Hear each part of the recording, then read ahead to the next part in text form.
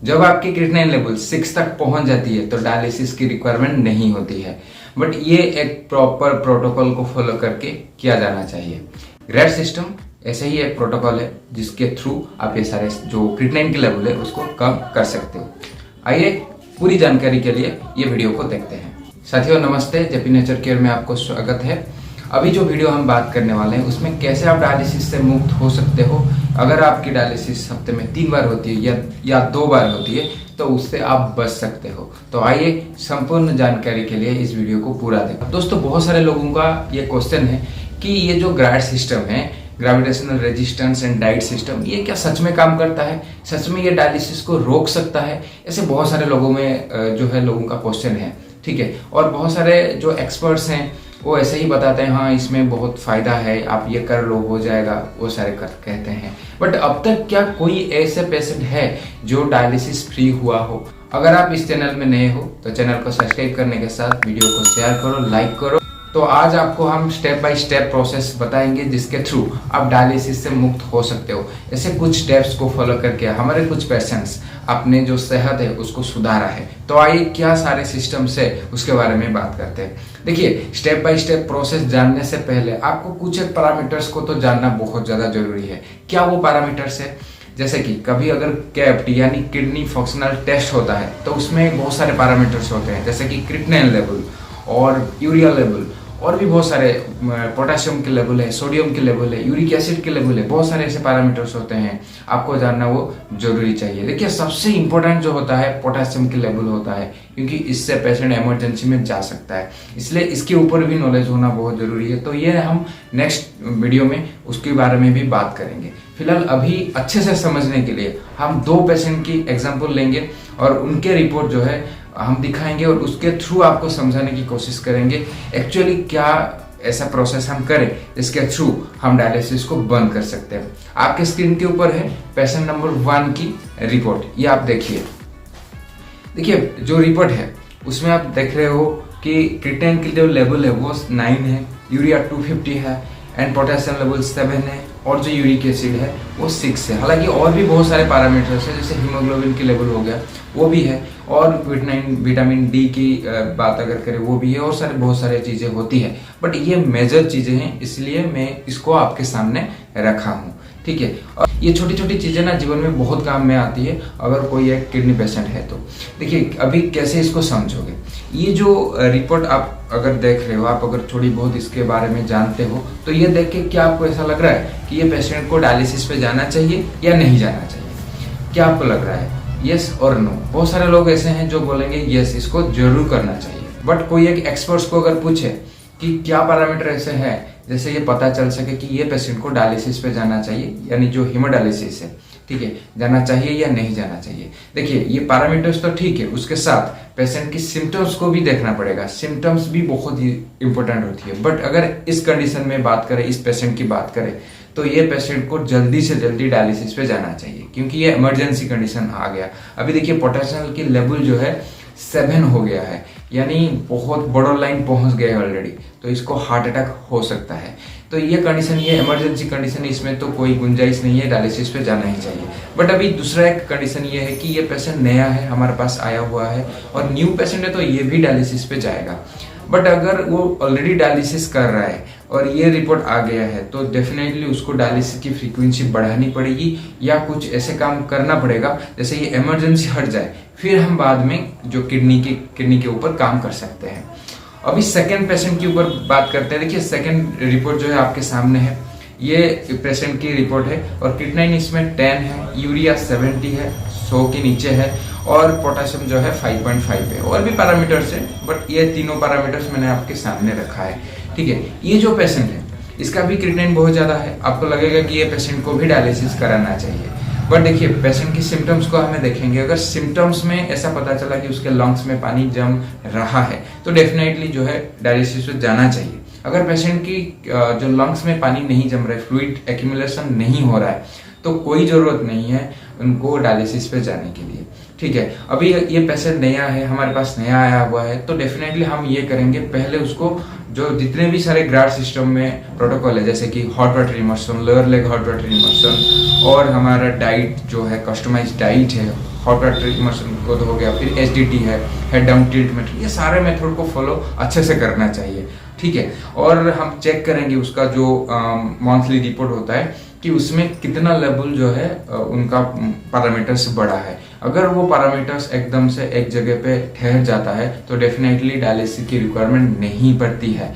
But अगर एक condition ये भी आता है कि पेशेंट डायलिसिस पे है बट उसका जो क्रिएटिनिन लेवल है 10 तक आ गया है, ठीक है, और धीरे धीरे कम हो रहा है, यानी अगर पेशेंट की जो क्रिएटिनिन लेवल है 6 तक आ गया तो इसका मतलब ये है कि उसका अभी डायलिसिस की रिक्वायरमेंट नहीं है। बट पोटेशियम की लेवल भी देखना चाहिए, अभी 5.5 है, अगर उस 5.5 लेवल पे वहां पे स्थिर हो गया, यानी वहां पे अगर रुक गया तो डेफिनेटली जो डायलिसिस की जरूरत बिल्कुल नहीं है। अभी बात करते हैं कि आप डायलिसिस को कैसे बंद कर सकते हो। मान लीजिए आप हफ्ते में 2 बार डायलिसिस कर रहे हो, यानी मंडे और थर्सडे को, ठीक है, 2 बार अगर डायलिसिस कर रहे हो तो फ्लूइड है वो भी एक्यूमुलेशन हो रहा होगा और उसी हिसाब से क्रिएटिनिन वगैरह, यूरिया, पोटेशियम वगैरह बढ़ रहा होगा। तो उसको आप पहले देखिए, चेक करिए। और मैक्सिमम लोग क्या करते हैं ना, 95% से भी ज्यादा पेशेंट ये गलती करते हैं कि जब भी KFT टेस्ट कराएंगे डायलिसिस के बाद कराते हैं। तो प्रॉब्लम क्या होती है, क्योंकि आपको तो पता है डायलिसिस कराने के बाद सारे पैरामीटर्स कम ही आएंगे, तो एक्चुअल जो रीडिंग है वो हमको नहीं मिल पाती है। तो हमको भी डिसीजन लेने में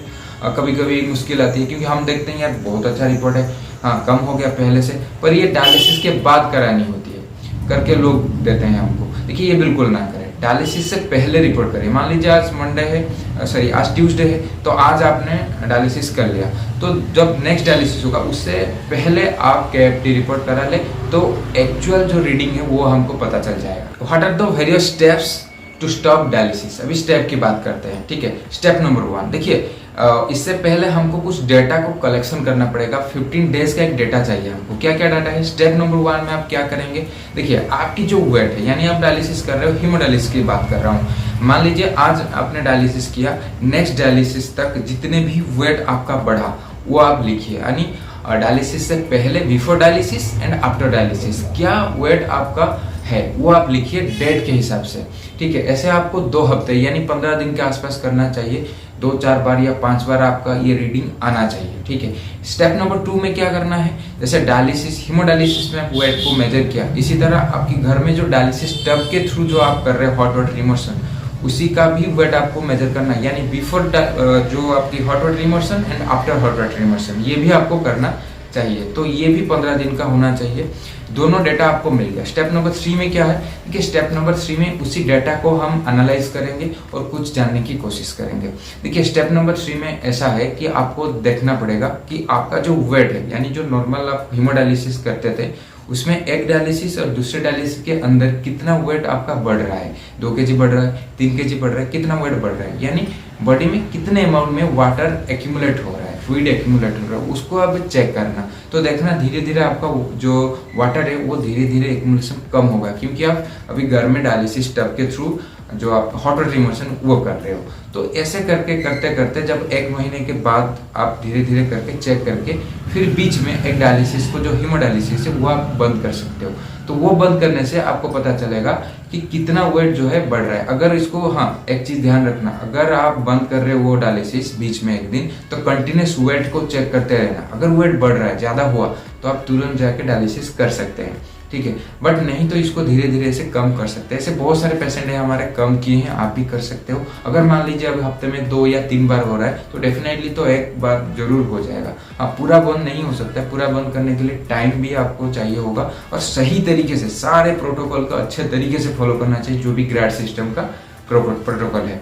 ये एक बेसिक चीज है जो आपको जानना बहुत ज्यादा जरूरी है। हमारे ऐसे भी बहुत सारे पेशेंट हैं जो डायलिसिस के एक्चुअली बंद किया है, और जो लोग 3 बार कर रहे थे वो फ्रीक्वेंसी को कम करके 1 बार कर चुके हैं। तो उन लोगों की जो रिपोर्ट है वो भी मैं आपको शेयर करूंगा, वो आप देख सकते हैं।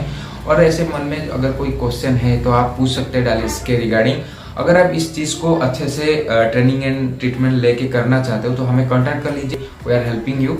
तो अभी एक चीज और मैं बताना चाहूंगा यहाँ, कुछ लोगों को ये फायदा नहीं करेगा, ठीक है। क्यों नहीं करता है वो भी मैं आपको बताता हूँ। देखिए कुछ लोग क्या करते हैं, टाइमिंग सही से नहीं करते, यानी मान लीजिए दिन में आप 2 घंटा करने के लिए बोला गया है, सुबह 1 घंटा, शाम को 1 घंटा, या कंटिन्यूसली 1 घंटा 2 घंटा, तो वो नहीं करते हैं। डाइट भी ठीक से नहीं लेते हैं, इधर उधर की चीजें खा लेते हैं, जिस कारण से यूरिया एंड क्रिएटिनिन बहुत ज्यादा बढ़ जाता है। दाल नहीं खाना होता है फिर भी खा लेते हैं, ठीक है, और ये सारे जो नियम है उसको फॉलो नहीं करते तो डेफिनेटली उनको फ़ायदा नहीं मिलेगा, ठीक है। सारे सिस्टम को अच्छे तरीके से करने के बाद ही फ़ायदा मिलता है और एक शिद्दत के साथ आपको करना चाहिए कि एक मोटिवेशन के थ्रू इसको लेके इसको आप कंटिन्यू करना चाहिए, तो definitely it will be help you. अगर नहीं करेंगे तो फायदा नहीं मिलेगा, फिर कंप्लेन करते रहिएगा। देखिए मैं तो ये बोलूंगा, अगर आपको जिंदगी भर भी ये बाथटब थेरेपी करना है ना तो आप जरूर करिए, क्योंकि देखिए हीमोडायलिसिस तो जिंदगी भर आपको करना था। देखिए एक तो आपका टाइम बहुत ज्यादा वहां पे जाता है, 4 घंटे से ज्यादा जाता है और जाने आने का टाइम भी अलग, और एक बंदा आपके साथ रहेगा। फिर तो उस टाइम पे बहुत ज़्यादा प्रॉब्लम होता है, बीपी बहुत ज़्यादा बढ़ जाएगा और शुगर भी बहुत ज़्यादा कम हो जाएगा, नहीं तो बढ़ जाएगा, मतलब ऊपर नीचे होता रहता है। और पैसा भी कितना जाता है महीने में, किसको 20,000 किसको 30,000 ये भी जाता है। और सबसे ज़रूरी चीज़ है बॉडी वीक होता जाता है, वीक होता जाता है। तो ये जो सारे प्रॉब्लम्स को अगर सॉल्व करना चाहते हो तो हॉट वाटर थेरेपी कर लो ना। जब आप एक बार धीरे धीरे कम होके 6 तक अगर क्रिएटिनिन आ जाती है और पोटेशियम वगैरह बैलेंस हो जाती है तो आप डेफिनेटली जो डायलिसिस को बंद कर सकते हो। और घर पे आप जो आपकी बाथटब थेरेपी उसको आप कर लो ना, तो जिंदगी भर अगर ये करेंगे जो घर में अगर हॉट वाटर इमर्शन करेंगे तब भी कोई दिक्कत नहीं है, क्योंकि सुबह 1 घंटा शाम को 1 घंटा टाइम भी बचा, पैसा भी बचा और कोई जाने का भी नहीं है और वीक भी नहीं होंगे आप। तो ये बढ़िया सिस्टम है मेरे हिसाब से। देखिए मुझे ऐसा लगता है कि अगर मैं बीमार होता तो तिनकों की भी भरोसा करना चाहिए। जैसे कहते हैं ना, डूबने वाले को तिनके की भरोसा होती है। क्यों होती है? क्योंकि ये एक प्रोसेस है, इसमें कोई साइड इफेक्ट तो नहीं है। ज़्यादा क्वेश्चन ना उठा के इसको कर लो, अगर कुछ फायदा नहीं करेगा तो नुकसान भी तो नहीं करेगा ना, तो आपको और भी डिजीज में फायदा हो जाएगा, बीपी तो डेफिनेटली कम हो जाएगा। ये सारे प्रोसेस आप कर सकते हो, ठीक है। और अगर डाउट है तो पूछ लीजिए, नहीं तो आप हमारे जो ट्रेनिंग एंड ट्रीटमेंट प्रोग्राम को ज्वाइन करिए। नेक्स्ट बैच बहुत जल्दी शुरू होने वाला है, आपको फायदा मिलेगा, ठीक है। और आशा करता हूँ इस वीडियो में आपको जो मैंने बताया है वो आप अच्छे से समझ गए होंगे। और एक इमरजेंसी भी होती है किडनी डिजीज में, वो हम नेक्स्ट वीडियो में बात करेंगे। बस इस वीडियो में इतना ही था, और उसके अभी एक वीडियो में बनाऊंगा आपको कैसे किडनी की जो रिपोर्ट है उसको पढ़ा जाता है, ठीक है। वो नेक्स्ट वीडियो में हम लाएंगे, ठीक है। थैंक यू, बहुत बहुत धन्यवाद।